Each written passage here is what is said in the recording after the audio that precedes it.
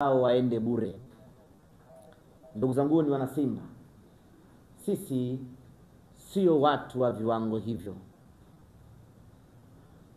Washapiga hesabu zao, wameona ya kwamba hii mechi watu hawatokuja uwanjani. Wameanza kampeni watu waende bure. Sasa Simba Sports Club, pamoja na kwamba tumeshashinda mabao 3, twendeni tukawaoneshe watu kwamba sisi katika mazingira yoyote yale tunakwenda kuisapoti Simba yetu. Mwaka jana Simba tumecheza mechi na Al Masry, tukapasuka goli hizo, goli 2-0. Tulivyorudi hapa Dar es Salaam, hatukusema watu waingie bure kwa sababu mechi inahitaji mashabiki. Tukaweka viingilio na mashabiki wakaja uwanjani kama kawaida. Hiyo ndiyo hadhi na sifa ya timu kubwa, na hiyo ndiyo hadhi na heshima ya mashabiki wakubwa. Na heshima na hadhi ya mashabiki wakubwa haichagui mechi.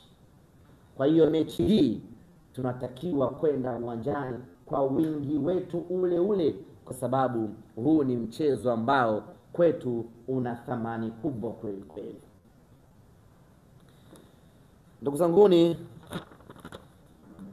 niruhusu nimalizie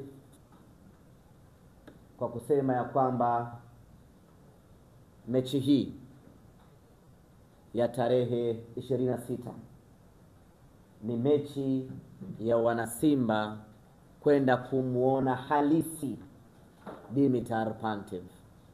Tumemuona kwenye mechi ya kwanza, lakini hatujamuona Dimitar Pantev halisi. Kwa mechi hii tunakwenda kumuona Dimitar Pantev halisi akiwa na ukatili wa hali ya juu katika uwanja wa vita. Na baada ya mechi ile, mwalimu wetu akaweka wazi kwamba hajaridhika.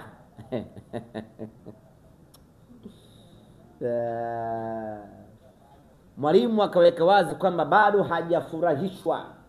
Mwalimu akaweka wazi kwamba bado hajafurahi na kiwango cha timu yake. Kipo kitu ambacho mwalimu anakitaka kikubwa zaidi. Inawezekana mimi na wewe mwana Simba hatukijui, lakini mwalimu kasema kwamba yeye bado hajaridhika. Na kwa kuwa mwalimu amesema yeye hajaridhika na kauli mbiu ya mchezo wetu huu wa tarehe 26, tunasema ya kwamba hatujaridhika.